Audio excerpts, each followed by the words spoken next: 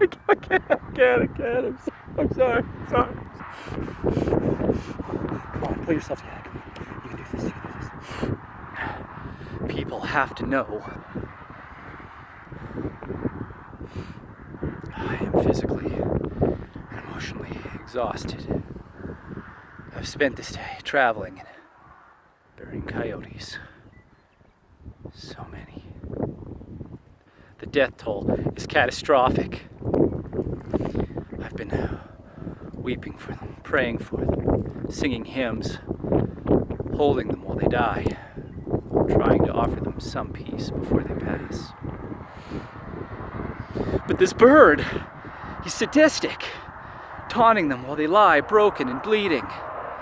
His terrible cry in the distance, first here and then over there. Beep, beep. And the coyotes, they shudder, terrified. The last thing before they slip.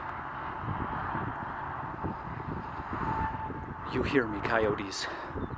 Your people will not have suffered and sacrificed in vain.